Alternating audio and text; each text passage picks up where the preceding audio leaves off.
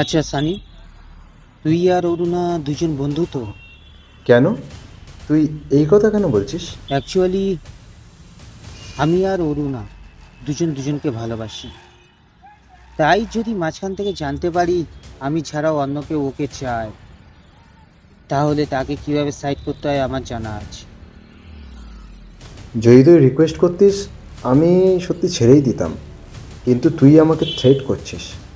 তোর কি আছে রে, তুই ওকে চাইছিস? স্বপ্ন, অনেক বড় স্বপ্ন আছে যেটা তুই দেখতে পারিস না। আমি যদি অরুণাকে কাছে না পাই, আমি কথা দিচ্ছি তোকে ওর হতে দেব না। যাকে ভালোবেসেছি তাকে ভালোবেসেই গেলাম। সে তো আমার হলো না, হবেও না কোনো দিন। শুধু চোখে ভেসে থাকবে তার সাথে কাটানোর সময়টুকু। জেনে শুনেও তাকেই ভালোবেসে যাই, যে কোনো দিন কারোর হবে না, তাও তার খোঁজেই চলতে থাকি। তোমরা শুনছো আজকের গল্প উইনিং অডিও বুকসে হেঁটেছি স্বপ্নের হাত ধরে, সুভাষিসদের লেখনির মাধ্যমে। আজ তুমি ঠিক করবে তুমি কার সাথে থাকবে, ঠিক আছে? বুঝতে পেরেছো? তুমি একটু বোঝার চেষ্টা করো প্লিজ। ওকে কি বোঝাতে চাইছো? হ্যাঁ, ওকে কি বোঝাতে চাইছো? কে ও? কদিন ধরে ওকে চেনো? কি করেছো ও তোমার জন্য? অরুণা, আমি তোমার জন্য কিচ্ছু করিনি, তুমি অস্বীকার করতে পারবে? রাস্তার মাঝখানে সানি আর রাহুলের তুমুল ঝামেলা শুরু হয়ে গেছে, শুধুমাত্র একটি মেয়েকে নিয়ে। অরুণা এখন পড়েছে দারুণ বিপাকে। রাস্তা দিয়ে লোকজনগুলো বলতে বলতে যাচ্ছে, কি জেনারেশন পড়লো বলার না, ডিজিটাল যুগ, এখন যা খুশি হতে পারে। ঝামেলাটা বাড়ার কারণ একটাই, রাহুল সানির সামনে অরুণাকে কিস করেছে। সেটা সানি সহ্য করতে পারেনি। এই শুয়োরের বাচ্চা, কি বলছিস রে? কলারটা ছাড়। ও তোকে ভালোবাসে না, বুঝেছিস? বুঝেছিস? ওর হয়ে এটা আমি তোকে বলে কলারটা দিলাম। ছাড়। তোর এত সাহস হয় কি করে আমার কলা ধরার? বেশ করেছি শালা, বেশ করেছি। অরুণা শুধু আমার, ওর জন্য আমি সব কিছু করতে পারি। দরকার পড়ে তো তোকে খুনও পর্যন্ত করতে পারি। তাই? খুন করতেও পারিস? তাহলে কর, কর না, খুন কর। আহ, লাগছে ওর হাতটা ছাড়। না ছাড়বো না। কি করবি তুই? হ্যাঁ, কি করবি? এই কথা বলতে বলতে সানি একটা চড় মেরে দেয় রাহুলকে। সানি আর রাহুল দুজনেই বলশালী, এই দুজনের মধ্যে কে জিতবে এটা বলা খুব মুশকিল। দুজনের মধ্যে যখন ঝামেলা একটা মেয়েকে নিয়ে হচ্ছে, ঠিক তখনই সানির বাবা চলে আসে আর বলে ওঠে, তোকে তো আমি এই শিক্ষা দিইনি, একটা মেয়ের জন্য তুই সব শেষ করে দিবি। আচ্ছা আচ্ছা অরুণা, তোমাকে একটা কথা বলার ছিল। আজ যদি না বলতে পারো তাহলে কোনোদিনও বলতে পারবে না। তুমি কি আমার ছেলেকে ভালোবাসো? কাকু, আমি ওকে বন্ধুর চোখে দেখেছি, কিন্তু ও বুঝতেই চাইছে না। আমি তাও বলেছি আমাকে একটু সময় দাও। এটাও যদি না বুঝতে পারে তাহলে কি করে চলবে বলুন তো? তুমি ভেবে কি বলবে তা আমার বোঝা হয়ে গেছে। ঠিক আছে, যাও। বাড়িতে ফিরে সানির বাবা বলল, তুই কবে থেকে এসবের মধ্যে পড়লি? আমাকে বলিসনি তো। সব কথা বলিস, এটাও বলতে পারতিস। বাবা থাক না, আমার ভালো লাগছে না। তা ভালো লাগবে না আমি জানি, কিন্তু বাবা হয়ে একটা তো অধিকার আছে, তাই না সানি? কি শুনতে চাও তুমি? তোমার ছেলে সব কিছুতেই ব্যর্থ বাবা। না না, তুই ব্যর্থ হোসনি। সে আসবে ঠিকই, যদি তোকে ভালোবেসে থাকে তাহলে। অরুণার মুখে যা শুনলাম তাতে করে এইটুকু বুঝলাম যে ও তোকে একটা বন্ধুর মতনই রেখেছে। ছাড়ো না বাবা, ভালো লাগছে না আমার। তোমায় একবার বললাম তো। এই শোন, আমি তোর বাবা। এই চিন্তায় চিন্তায় তুই যে স্মোক করা শুরু করেছিস, তাতে চিন্তা আমার বেশি হয়। রোজ রাত্রে মদ খেয়ে ঘরে ঢোকা, সবই নজরে পড়ে। যতই অভিনয় করে চলিস না কেন, আমি বুঝতে পারি। আমি বলি না কারণ তুই এখন বড় হয়েছিস। আর একটা কথা, এখন থেকে প্লিজ বাইরে মদ খেও না, ঘরে বসে খেও। তোমার বলা শেষ হয়েছে? এবার তুমি প্লিজ এসো, হাত জোর করে বলছি, আমায় একটু একা থাকতে দাও। সানির বাবা আর কিছু বলল না। সানির মা নেই প্রায় 6 বছর হয়ে গেছে। বাবা ছেলে দুজনের সংসার ভালোভাবেই চলে যায়। বাড়ির একমাত্র ছেলে, তাই সানি খুব আদরে। ছেলে বড় হয়েছে, ছেলের একটা বিয়ে দিয়ে বৌমা ঘরে নিয়ে আসতে চায়। সেই হিসেব করে সানির বাবা অনেকবার জিজ্ঞাসা করেছে ও কাউকে পছন্দ করে কিনা। সানি কি করে বলবে অরুণাকে কত পছন্দ ওর? কিন্তু অরুণা তো কখনো রাজি হয়নি যে সানিকে ভালোবাসবে। সানি অনেকবার বোঝাতে চেয়েছে সে অরুণাকে নিজের থেকে কতটা ভালোবাসে। অরুণা কি বোঝে না, নাকি না বোঝার ভান করে? তাহলে কি অরুণার চোখে অন্য কেউ আছে? এত কিছুর মধ্যেও বাবাকে বলতে হবে সানি কাউকে ভালোবাসে কিনা? রুমের ভেতর ঢুকে স্টাডি ল্যাম্প জ্বালিয়ে একটা বইয়ের ভাঁজের মধ্যে দিয়ে একটা ফটো বার করে দেখতে থাকে, আর স্মার্টফোনের গ্যালারিতে ঢুকে ওই ফটোরই ভিডিও চালিয়ে বসে। যদি অরুণাকে নিজের করে নিতে পারত, তখনও মনে হয় অরুণার জীবনে কেউ আসেনি, আসতেও পারে, হয়তো অরুণা সানিকে বলেনি। শোনো, বলছি একটা বাংলা সিনেমা এসেছে, চলো দেখে আসি। সিটটা একদম কর্নারে নিয়েছো তো? হ্যালো মিস্টার, আমরা সিনেমা দেখতে যাচ্ছি, হ্যাঁ, কোনো রোম্যান্স করতে নেই। ভাগ্যিস বললে, না হলে আমি তো ভেবেই নিয়েছিলাম যে আমরা কোনো রিলেশনে আছি। কুচবি, তুমি আমার ভালো বন্ধু। আচ্ছা অরুণা, তোমার কি ধরনের ছেলে পছন্দ? এখনো ভেবে দেখিনি গো, ভেবে বলবো। হ্যাঁ, এখন চলো। আচ্ছা শোনো, আমি অপশান দিচ্ছি। একটা সরকারি চাকরিজীবী ঘরের ছেলে, ওই টাক পড়ে গেছে কাকু কাকু টাইপ। ইস, ছি, কাকু টাইপ। ওই রকম করার কিচ্ছু নেই, এখন বেশিরভাগকেই তাই দেখছি। বেশিরভাগের মধ্যে আমাকেও ধরো বুঝি? না তা নয়, হতেও তো পারে।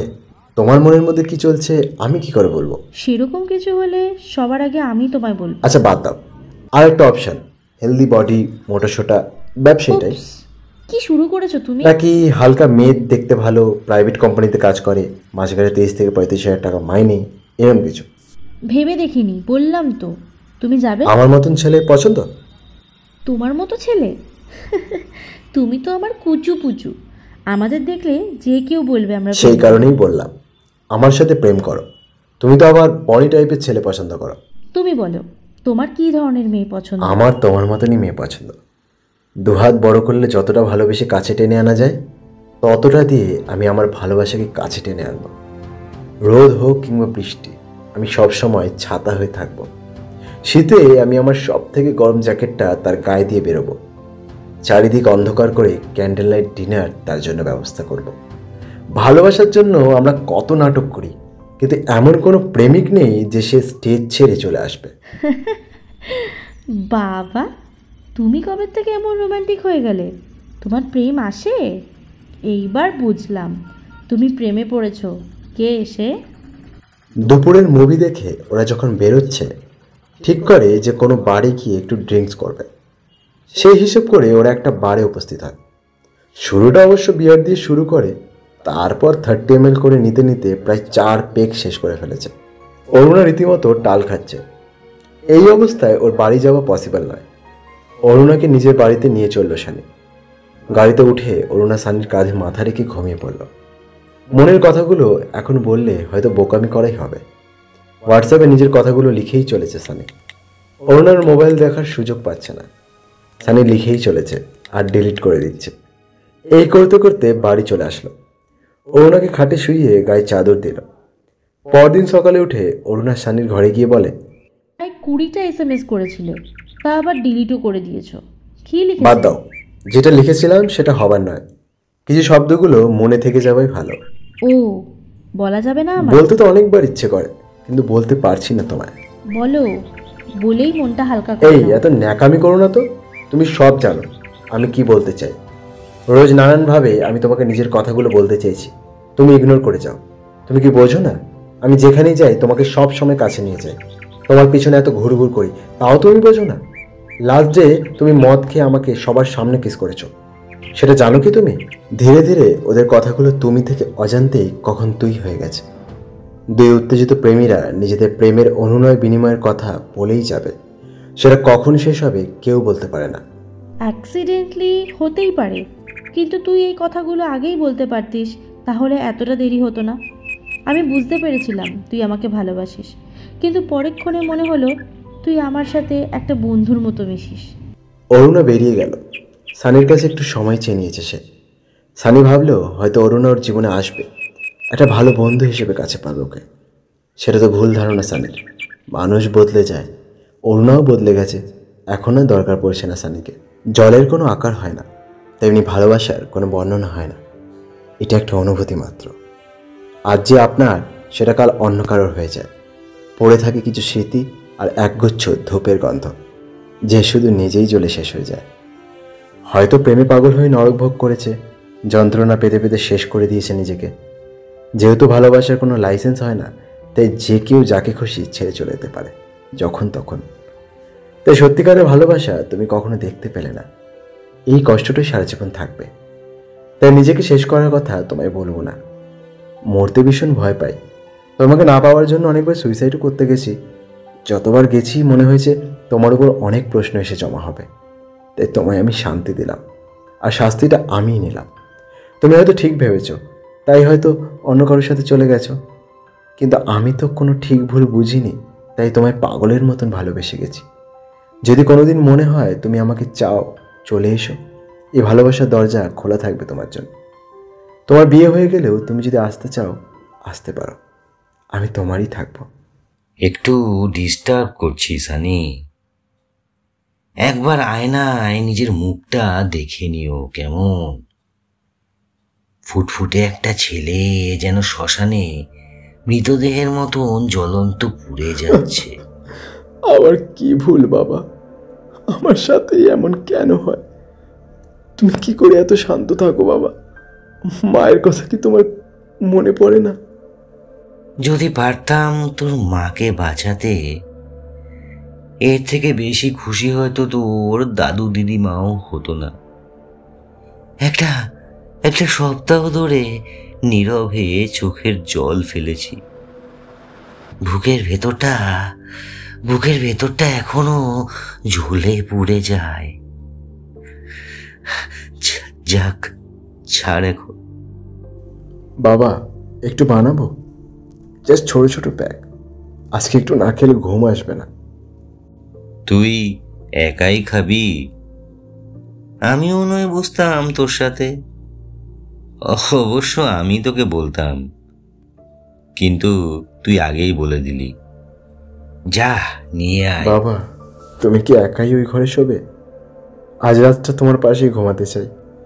আমার মাথায় হাত বুলিয়ে দেবে? দেব, নিশ্চয়ই দেব। তার আগে কিছু খাবি তো? ঠিক আছে বাবা। বাবা, আমি খুব খারাপ হয়ে গেছি, তাই না? ইদানিং তোমার কোনো খেয়াল রাখছি না, তাই না? মেয়েটার ভাবনা আর ভাববো না, ছেড়ে দিই। আজকের পর থেকে অন্য আমার করবই না। এই কষ্ট আর নিতে পারছি না। হেরে যাস না সানি, লড়াই করে বাঁচতে শেখ। শেষ পর্যন্ত দেখ, এত সহজে সবকিছু পাওয়া যায় না। আমি বলবো একবার শেষ চেষ্টা করে দেখ।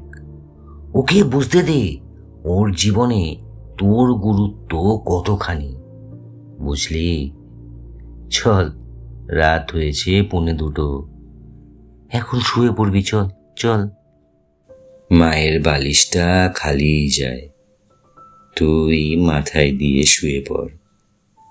পরের দিন অরুণা সানিকে ডেকেছে, কিছু কথা বলার দরকার। হয়তো এইভাবেই শুরু হতে পারে ভালোবাসা, নয়তো হারিয়ে যেতে হবে অন্য কোথাও। কি দরকার আছে ওকে ডাকার? হ্যাঁ, আমি বলেছি ওকে আসতে। তুমি কি চাইছো আমি কিছু বুঝতে পারছি না। হ্যাঁ, তুমি কি চাইছো আমি একদমই বুঝতে পারছি না। তুমি আমাকে ভালোবাসো নাকি ওই ছেলেটা? কিছুক্ষণ তুমি মুখটা বন্ধ করতে পারবে? আমি তোমার সাথে থাকতে চাই না, আমি সানিকেই ভালোবাসি। সেটা এতদিন বাদে বললে, আগেই বলতে পারতে।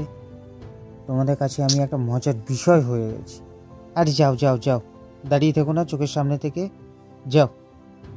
আমি আর সহ্য করতে পারছি না জাস্ট। এটাই তোমার আর সানির মধ্যেকার পার্থক্য। জীর্ণ পাতা যখন তোমাকেই খোঁজে তখন ভুল বুঝো না তাকে। হয়তো জীর্ণ পাতা তোমার কারণেই আজ হয়েছে নিস্তেজ। হয়তো আর প্রকৃতির নিয়মে করবে না শালক সংশ্লেষ। হয়তো অক্সিজেনটা বন্ধ হয়ে যাবে। হয়তো সারা শরীরে ভালোবাসার বিষ ছড়িয়ে গিয়ে হবে কার্বন ডাইঅক্সাইড। সানি একটু দাঁড়া, আমি সময় নিয়েছিলাম। সেটার উত্তর আমার জানা আছে। কি জানিস তুই? শোন, আমার ভালোবাসা ওই বিছানায় শুয়ে হয় না। শীতের সকালে 1 কাপ গরম চা কিংবা বসন্তের হাওয়ায় আবিরের রঙে নিজেকে মাতানো। নৌকায় গিয়ে পাল তুলে পর্দা টাঙিয়ে রোম্যান্স করা নয়, নৌকায় বসে জলের মধ্যে হাত দিয়ে প্রথম ভালোবাসাকে খোঁজা। দামি হোটেলে গিয়ে রুম বুক করে সেক্স করা নয়, ফুটপাতে বসে যে কোনো রেস্তোরাঁতে বসে ভাগাভাগি করে খাওয়া। আমি এইসবে প্রেম খুঁজেছি তোকে এইভাবে, নিজের মতন করে। কখন মনে হয়েছে তোর ঘাসের উপর শুয়ে গড়াগড়ি খেতে? আমার মনে হয়েছে। প্রতিদিন প্রতিটা সময় আমি কুড়িয়ে নিয়েছি নিজের ভালোবাসাকে। কিন্তু আমার স্বপ্ন দেখা ভুল নয় অরুণা। গাছের ঢালে বসে পাখিগুলো প্রথম প্রেমের সকাল শুরু করে, তখনও খুঁজেছি, কিন্তু আমি ব্যর্থ।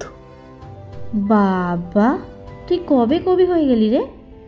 আজ সব মিলিয়ে তুই আমার। আমি তো তোকেই চেয়েছি, এটাই তো তোকে আমার কাছে টেনে নিয়েছে। আমাকে তোর জীবনের সঙ্গী বানাবি। ভাষাহীন প্রেম এইবার যেন ছন্দ ফিরে পেল। পরিপূর্ণ হলো সানি আর অরুণার প্রেম কাহিনী। শুনছিলেন আমাদের আজকের গল্প হেঁটেছি স্বপ্নের হাত ধরে। সঙ্গে থাকুন আর শুনতে থাকুন আমাদের গল্প। ধন্যবাদ।